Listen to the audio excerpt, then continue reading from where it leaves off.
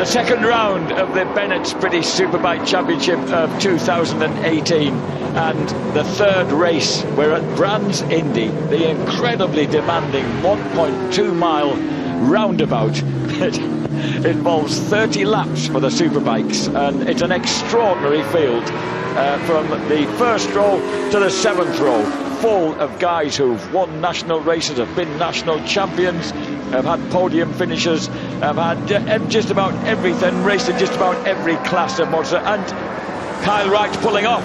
Kyle Wright, who was qualified on the sixth row of the grid, former Superstock 600 Championship, have pulled off the Craig Patrick racing bike.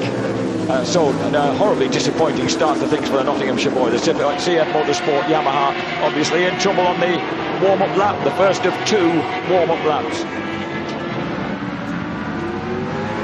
And the young man, his great rival, who he originally pinpointed as a future superstar, Bradley Ray. I'm talking Kyle Wright there, very generously. Bradley Ray, double race winner in Donington Park, 50 points, 19 points ahead of Shane Byrne. Dan Linfoot, sadly absent after cracking the number 6 vertebrae in his back, is in third place, 2 points ahead of Leon Haslam. Luke Mossey on 19 points, level with Glenn Irwin, ahead of James Ellison, Danny Buchan, Jason O'Halloran, and in 10th place Michael Laverty. 11th place for Christian Idden, that single finish at Donington, ahead of Jake Dixon on 9, level with Josh Brooks, who's qualified down in 20th place this weekend. Peter Hickman 14th, ahead of Cooper, Bridewell, Taylor McKenzie and Gino Rea. And the man on pole position for the second round in a row is indeed Bradley Ray for build-based Suzuki, ahead of the reigning champion Shane Byrne. James Ellison on the Anvil Higher Tag Racing Yamaha in third place. Behind them we've got Michael Laverty, Tyco BMW, Leon Haslam's Kawasaki, and Tommy Bridewell Suzuki. Jake Dixon heads up row 3 from Jason O'Halloran and Taron McKenzie, and then we've got Christian Idden, Richard Cooper and Glenn Irwin on row 4. Well, these boys are anxious to get going. This is going to be such a rush into the first turn. They all know how important the start is on the turn. Oh, and look at that. Shaky Byrne does get air under the front wheel and eventually does have to back off a bit. That gives Bradley Ray the chance to escape as Leon Haslam's tried to poke his way underneath into third place but doesn't quite make it as they dance up the hill towards, and it looks as if James Ellison is the man who's had the bad start. Ellison off the front row of the grid has really muffed his lines. It's Ray, Byrne, Laverty, Haslam, Dixon, O'Halloran, the top 6. Yeah, disaster start for James Ellison there. Ellison on bike number 11, back in 11th place. And of course we've got high quality riders, World Supersport race winners, British Superbike race winners, all British Supersport race winners, all manner of talent in this field. Yeah, if you make a start like James Ellison did there and fluff the job and you drop back to where is he now, 8th, 9th, 10th maybe, you've a lot of people to pass, and it's not the case that they're all slower than you by a long way. They're not. A lot of them really, well, they're all really quick lads. So there's Glenn Irwin is level with him at the back there, and Irwin started from well down in 12th place on the grid. Yeah, fourth row for Irwin. So as they dive downhill, there's Leon Haslam now, has forced his way past Michael Laverty into third place. So Haslam on the JG Speedfit Kawasaki leads number 7, Michael Laverty. Then it's Jason O'Halloran on the rebuilt Honda. O'Halloran in 5th, Jake Dixon. His trial settings are working then. Dixon gets away in 6th place. Christian Idden makes a good start because he was disappointed with his 10th place qualifier. His trial settings might be working here, but they don't work when he's trialling. obviously meant for tarmac. Third lap of 30 already here with Bradley Ray, the most understated, amicable young man, just leading the way, and at the moment looking well, he's certainly looking handy on the build-based Suzuki. Behind him, the two heavyweights of British Superbike racing, Shane Byrne and Leon Haslam. The third heavyweight, Josh Brooks, in 16th place. Michael Laverty, well, as Philip Neal, his team boss, said, he's always a bit of an enigma. There's no doubting the lad's no doubting his talent, but he's got sat up there by Jason O'Halloran, good proper. Mild-mannered Australian Jason O'Halloran sat him right up there.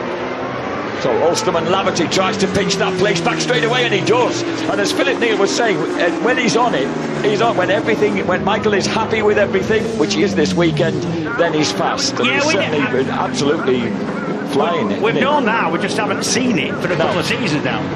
Well, towards the end of last year. Yeah, maybe, but not really. You know, okay. I don't think. I think, you know, he was capable of better all of last year. Well, the bright blue-eyed Ulsterman is right there in 4th place. Then ahead of him, we've got Ray, Byrne and Haslam. So this is Halloran versus Laverty. Is Laverty going to defend that line this time? Bit better. Yeah.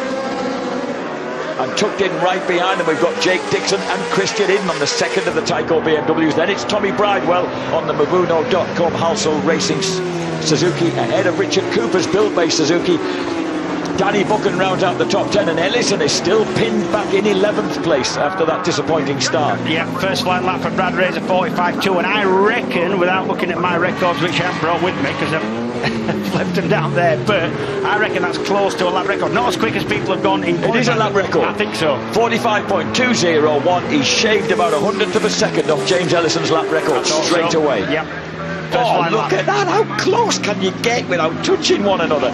Chased O'Halloran right on the back tyre of Michael Laverty. He has to sit it up, though, because he almost did kiss the back wheel. And usually, James, as you often tell me, the back wheel will win over the front if you do have that the misfortune to touch. Meanwhile, they're going to get company, these pair. Halloran and Laverty are going to have company. Well, they have got company with Dixon, but they're going to have Eden to play with as well next. I like the expression, to play with. Shane Byrne, I think, is closing the gap at the front. Oh, and that is closing. You're right. Look, watch him sit up. He just knew that his front wheel were going to touch that back wheel and pitch him over the top. And Shane Byrne is electrifying, isn't he? He's the 41-year-old Londoner, right, closing the gap now on the race leader. And you can see that the Dixon, Eden, Bridewell, Cooper collection is also all but very tight. And then there's a gap back to Buchan, Ellison, Irwin. Ellison not able to find a way back past Danny Buchan, and the gap has opened up in front of those two. But here they are, Ellison desperately trying to claw a way through on the tall Essex boy. Eden, I think, had a sneaky look at Jake Dixon there going into Paddock Hill.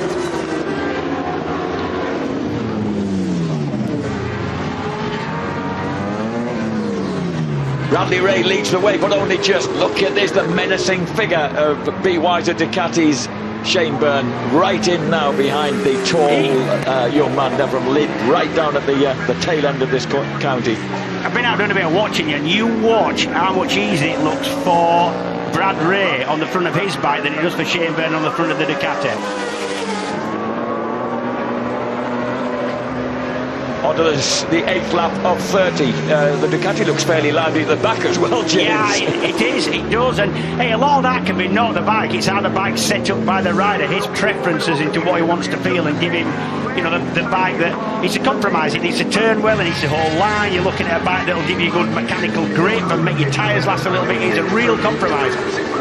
Paul Bird looking, as usual, slightly anxious about how things are going with his number one, the man who's been his number one man since way back in 2003. Yeah, it's been a successful relationship, that, hasn't it? You know, they know each other really well. I think Birdie knows what Shane Byrne needs on and off the bike to be happy and fast. And I think the other way around, I don't think Birdie's the easiest man to deal with at times, but I think that Shane Byrne knows that. You know, I think they're friends, and I think that helps. Leon Haslam's finally matching the pace of these two guys, even though he's lost so much ground early on. Haslam running in 3rd place. There he goes through the picture. And then this train of riders battling for valuable points. And Glenn Irwin still in front of Ellison. Now in front of Ellison, who remains 11th because he's been passed by Irwin, but they've both got past Danny Buchan. So there's changes afoot all the time in the mid-pack. And there's, I think Eden's got past his teammate, isn't he? So Eden pressing on in pursuit of O'Halloran. Yeah, Eden was always moving forward. He came from quite a long way back off the start to catch that group of O'Halloran, Laverty and Dixon. So Eden in 5th place. These are the two leaders flashing across the line. Would you believe it? The 20-year-old, well, actually, he'll turn 21 next month. So 20 years younger than... Virtually past it. 20 years younger than the man who's right on his tail here. When you talk about softness of settings, that you were talking to Jake Dixon, presumably that's part of the compromise, actually getting absolutely. Yeah. the right feel. It's like, it's like, in your car, if you get a car that's really soft and squashy and doesn't feel any of the bumps, you try and go fast in it. It's like a half-filled bath of water, it wants to weave around everywhere and not hold the road. Exactly, and you criticise my Suzuki Swift for feeling every bump, because it's a wonderful thing to drive, because it holds its line, and it's a light car, so you can have that kind of firm suspension without a lot of weight pushing you everywhere. This is Richard Cooper mithering at Tommy Bridewell. Cooper on the second of those build-based Suzukis, the tiny little Nottinghamshireman there, running up Haywood Hill. He's currently in 9th place, so he's ahead of Glenn Irwin, James Ellison, Peter Hickman. Danny Buchan squeezed back to 13th, ahead of Taron McKenzie. Do you know what you're used to in commentating on a race? You're looking at past 8th and 9th and 10th place positions, and you're looking at a lot of all-surrounds in some races sometimes. Not this in time, this. No. Big names going right back. 15th is Luke Mossey, who did the double here last year. Yeah. Josh Brooks 16th, Taylor McKenzie's 17th, Jakob Smertz 18th, Gino Rea in 19th, Mason Law in 20th. All quality riders. Yeah. Dropping into Paddock Hill, that's the battle going on between Michael Laverty and Jake Dixon. So it's Tyco BMW versus RAF Regular and Reserves Kawasaki. Yeah, the leaders, Ray and Byrne, around about 4 or 5 tenths of a second, about half a second quicker every single lap than anybody else. But Leon Haslam dropped a lot of time on that lap. Now Haslam, James, Haslam there were the frantic things going on in warm-up in his garage. He was changing the rear shock, and according to Pete Extons, they were looking for a bit more side grip, but it seemed awful late in the weekend to be doing that. But anyway, that's what happened halfway through warm-up. Yeah, it does seem rather late to be clutching at straws in warm-up, when really what you need to be doing there is settling yourself down, making sure your bike's running properly, and he's absolutely ready for the race.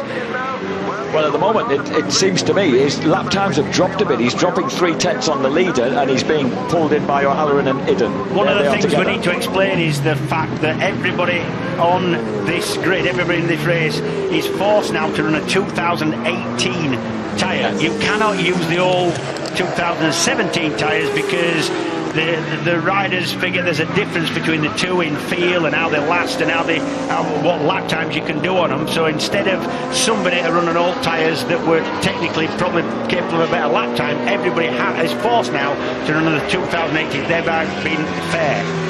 And that man, Shaky Byrne, actually ran a 2017 tyre in the first race at Donington Park, but not in the second. And Haslam would like to run the 2017s, but can't. So at the moment, he really is drawing back into the battle between O'Halloran and Idden. So that could is already becoming a 3-way tussle, in fact. Meanwhile, up front, Ray and Byrne. Whoa! Bradley out. Presumably, look at this. O'Halloran's really he's pulled away slightly from Idden, and he's really going to attack Leon Haslam. Look at these guys, all big names running inside and just outside the points.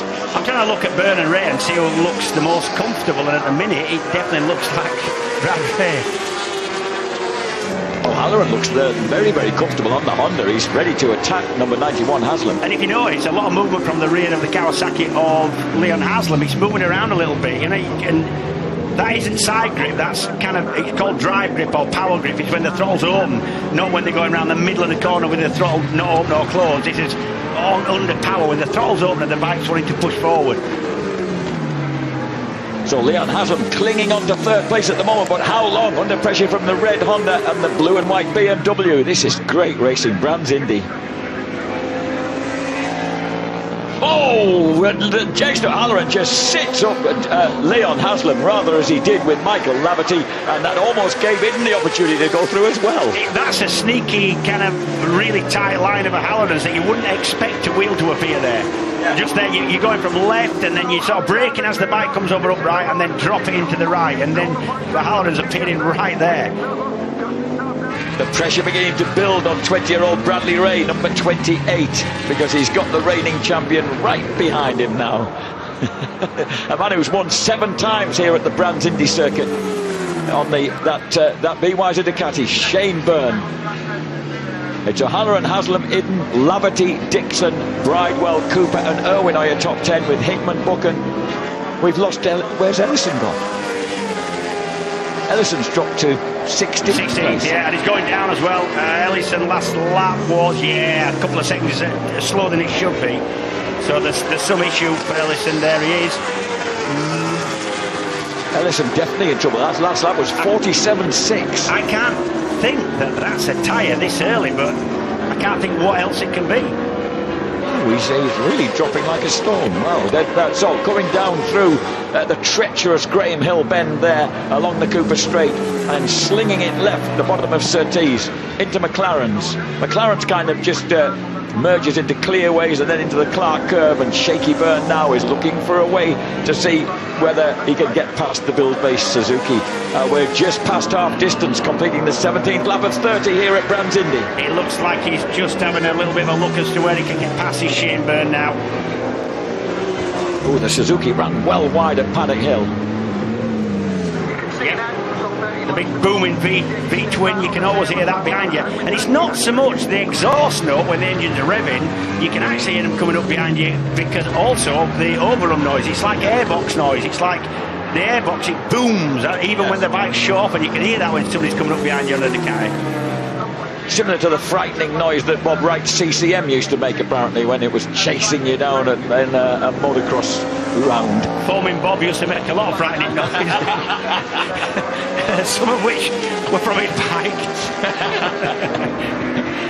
Brad Ray versus Shane Byrne.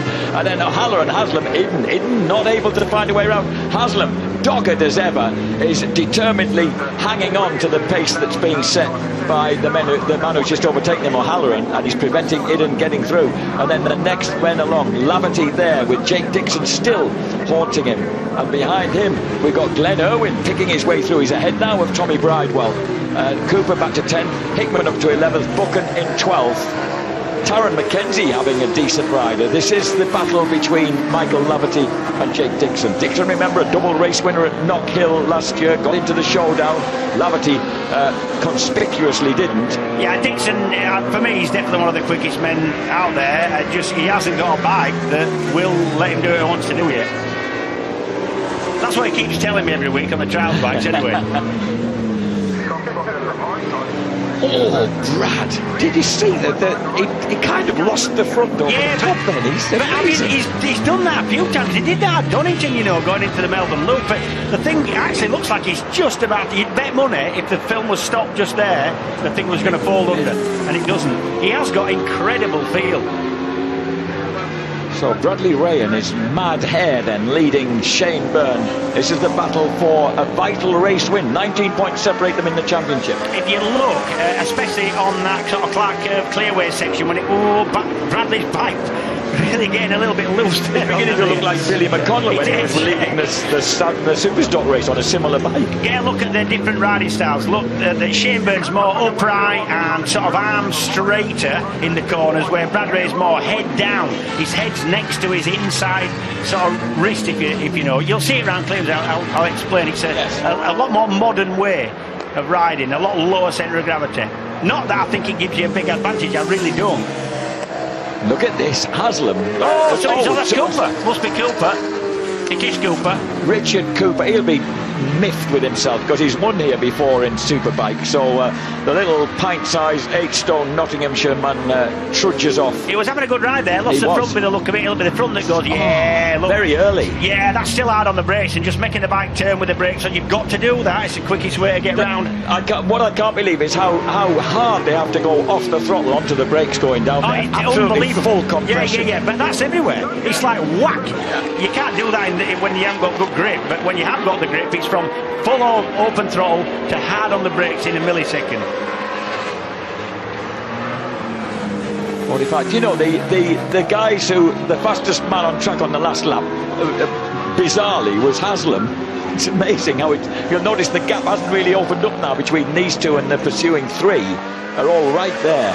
So on the 22nd lap of 30, how fast does it go by on this roundabout of a circuit? It's becoming marvellous. It is fast for us, but I'll tell you, 30 laps round here, although it's no more miles than a normal race in actual distance, this is a long, long race, this is, for when you sat on a bike. This is entertaining stuff because I don't think Shaky's hanging around. I don't think he's kind of thinking, I'll get past him soon. He looks to me to be on the hunt. He's got a little bit of stalky feel to it to me. 23rd lap of 30 here with these two leading O'Halloran, Haslam, Idden. Jake Dixon has finally got past Michael Laverty, and Laverty now is coming under pressure for his fellow Ulsterman Glenn Irwin. So Carrick Fergus's very own Glenn Irwin, teammate to that man Shane Byrne, trying to nose his way past the Tyco BMW. Yeah, Irwin fastest to the 3 actually in lap times. Last couple of laps have been quicker than the chaps in front. Irwin's found something this year. He's definitely there. This is the fastest lap sequence so far that will decide the starting grid for the second race later this afternoon. Ray, Byrne and Haslam would be on the front row. O'Halloran, Idden and Dixon would be on the second. Big improvement that would be for Christian Idden after his disappointing qualifying yesterday. This is... look how much lower Brad Ray's head is. Yes, up. yeah. Down next to his wrist and his elbow right next to his knee. He is a mercurial talent, this lad, and this is a fascinating battle.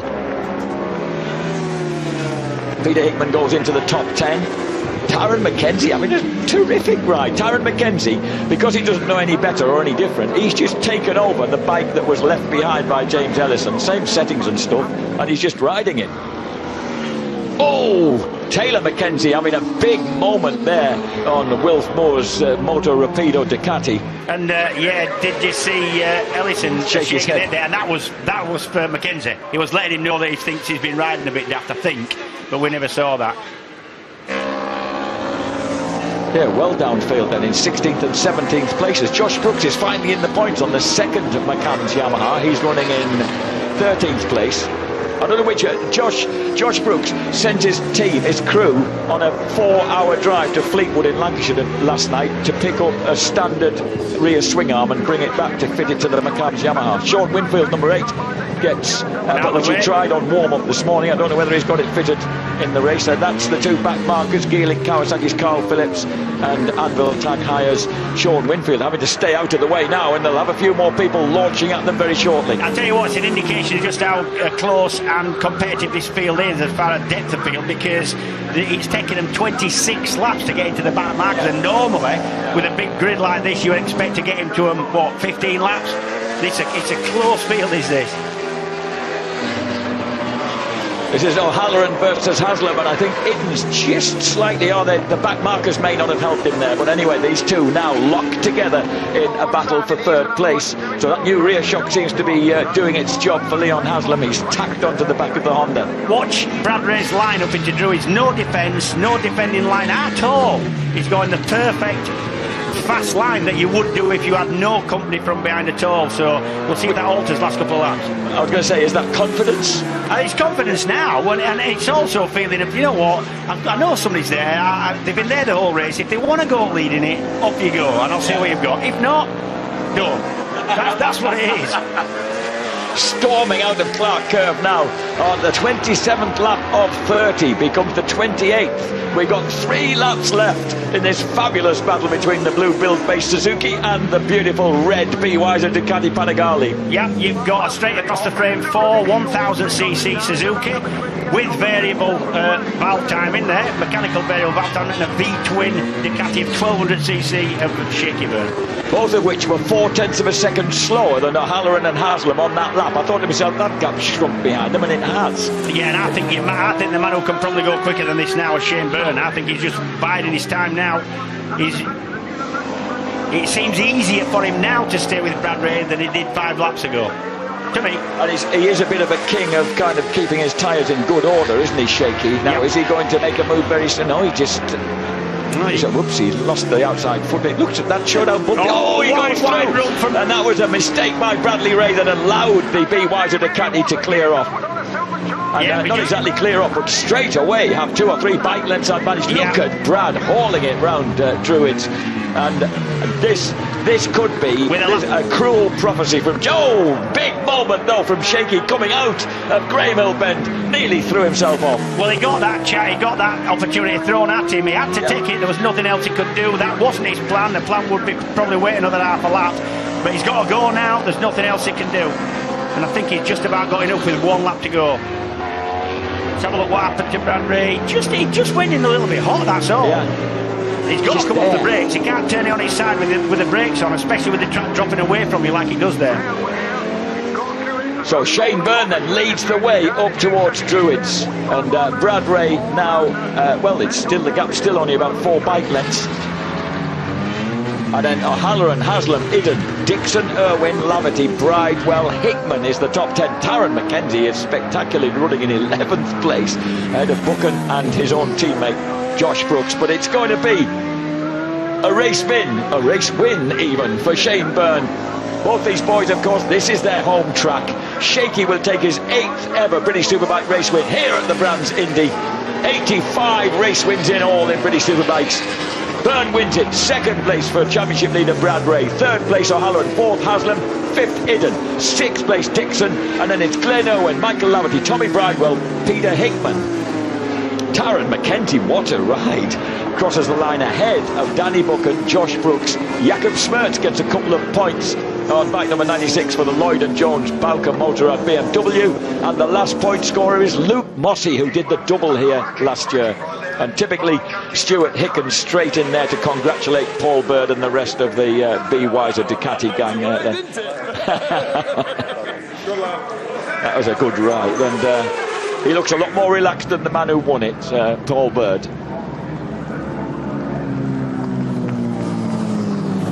Shane Byrne there has enjoyed that a celebratory wheelie. He gives the thumbs up to his teammate Glenn Irwin, who fought his way through to 7th place from well down, and was the guy who made probably the most progress during the race. Brad Ray, well, that lad made a fist of that, James. Absolutely, yeah. A lot of times sat at the front on his own, set his own pace. Not an easy thing to do with limited experience in this class. Yeah, again, he's impressed. He continues to do. As does this man, Shane Byrne. What do you say? Just never gives up. Always has a plan. So Shane Byrne does take victory here in the first of today's 2 races in the Bennett's British Superbike Championship. Just about old enough to be Brad Ray's dad, I think. Oh, he is well old enough to be Brad Ray's dad, yes, if he decided to reproduce that early in life, indeed. Giovanni there, well chuffed, gives him a big hug. Flies over from the factory for every round of British Superbikes. Jason O'Halloran. Good ride. Yeah. The Honda looked settled and easy, didn't it? It looked comfortable. Yeah, and easy on tyres as well. And also, he and Haslam were actually quickest at the end. And the kind of 3rd and 2nd laps from the end. And Giovanni congratulates this young man. I actually saw a Brad Ray look-alike in a Brad Ray kind of replica jacket with the same sort of hair and spectacles. I thought you were going to say the cheese man off the adverts there.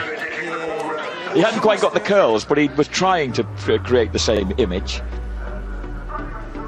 Shane Byrne wins it then by 0.8 of a second from Brad Ray. Jason O'Halloran is 3rd and therefore mounts the grid, having got the better of Leon Haslam, who recovered well after drifting back in the early stages. Christian Idden, Tyco BMW in 5th ahead of Jake Dixon, Glenn Irwin, Michael Laverty, Tommy Bridewell getting a top 10 finish for Movono.com Halsell Racing, and Smith's Racing BMW's Peter Hickman in 10th. 11th place went to Taron McKenzie, the leading McCams Yamaha, ahead of Danny Buchan, FS3 Racing Kawasaki. Josh Brooks does creep into the points, 13th ahead of Kuba Smertz and Luke Mossey. Just outside the points, and we don't know why, James Ellison on the Anvil Higher Tag Yamaha. Taylor McKenzie 17th, Mason Law 18th, Gino Ria on the brand new OMG Racing Suzuki in 19th place ahead of Silvan Barrier, Smith Racing BMW.